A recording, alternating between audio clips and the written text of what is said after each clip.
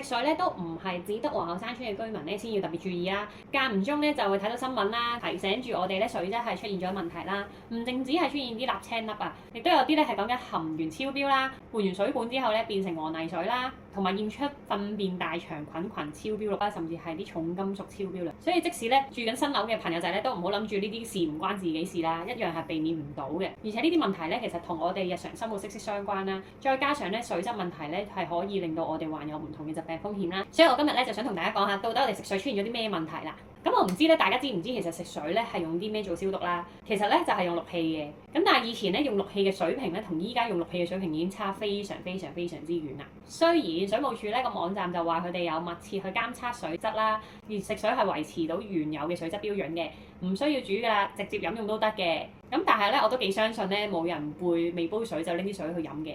咁就算咧佢講到話啲水咧真係好乾淨啦，但係你諗下先。經過咗啲街喉啦，再經過我哋大廈水箱嘅喉啦，先到我哋屋企嘅水喉。咁其實呢個情況咧，我哋就叫做二次污染嘅。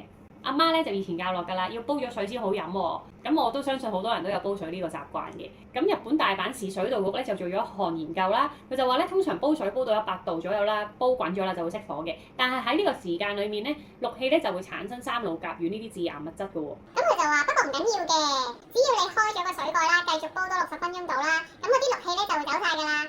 Sorry 啊，我想講咧，唔淨止係啲氯氣走晒咯，連我煲水都走晒啦。你諗下，當我水滾之後，仲要煲多60分鐘，其實係幾耐時間？唔知大家係咪都係攞電熱水煲去煲水啦？如果係嘅話咧，咁你有冇留意到咧？其實嗰個煲嘅煲底咧係會有啲深色嘅漬喺度嘅。咁其實嗰啲漬咧係一啲重金屬嚟嘅，因為我哋煲水咧係煲唔走重金屬㗎，就好似我哋煲豬骨湯一樣啦。豬骨咧係煲唔走㗎嘛，但係我哋啲湯咧就會揮發晒啦。個原理就係咁啦。咁另外咧，啲水仲有啲咩問題咧？就係鉛嘅問題啦。因為鉛咧會留喺我哋身體裏面咧，不停咁樣累積嘅，同埋會令到我哋身體唔好啊。但係咧，我哋係冇辦法咧將佢排出體外。其實咧，同時鉛咧都對小朋友造成好多嘅影響嘅，例如咧可能係發育遲緩啊、降低智商啊、損害到中央神經系統啦、同埋腎臟啦，或者係過度活躍啦等等啦。其實仲有好多問題嘅。咁而對一啲孕婦咧都會有影響嘅喎，因為鉛咧係可以同鈣啦一齊儲存喺一啲骨骼入面嘅。當懷孕嘅期間咧，母體嘅鈣咧就會從骨骼咧去穿過胎盤，再令到胎兒咧接觸到鉛啦，咁就會減慢咗個胎咧生長啦，或者係有早產嘅機會啦。咁而鉛對成人有冇影響咧？就梗係有影響啦，就係有啲心血管嘅疾病啦，或者高血壓問題啦、腎功能下降啦，或者對男士生殖出現問題啦。但係呢一切咧，其實我哋都避免唔到，因為咧唔少嘅建築材料入邊咧都會有鉛呢個元素嘅。咁有啲朋友就話啦，咁麻煩煲水又會有致癌物質，咁不如用蒸餾水或者用礦泉水啦。咁咧蒸餾水咧嘅好處就係佢乾淨啦，但係佢嘅壞處咧就係太乾淨啦，因為咧佢冇咗人體需要嘅礦物質啦，咁身體咧就會偏酸性啦，咁就會令到我哋咧有甩頭髮啊，而且咧亦都加重咗我哋嘅腎臟負擔啦。咁而有腎病嘅朋友咧就必須要留意啦，所以咧其實蒸餾水咧係唔可以長期飲用嘅。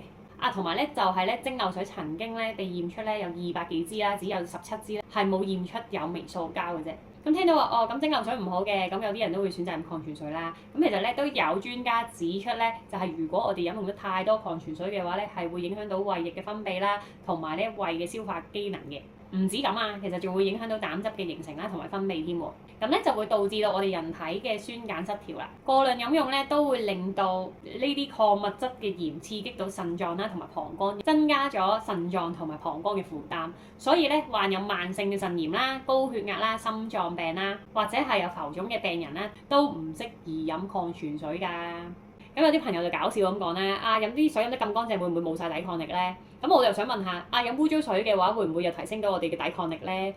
咁其實唔會㗎嘛，因為咧只係會加重咗我哋嘅腎臟負擔，所以呢條問題咧係唔成立嘅。所以點解濾水器咁重要？而大家一定要揀啱濾水器，記得呢2項啦，一就係有 NSF 認證啦，二就係有紫外光燈啦。咁如果有朋友仔都想知道其實邊部濾水器比較好啲啦，咁都可以再 PM 我嘅。咁今次呢條片就去到呢度先啦，我哋下次再見啦，拜。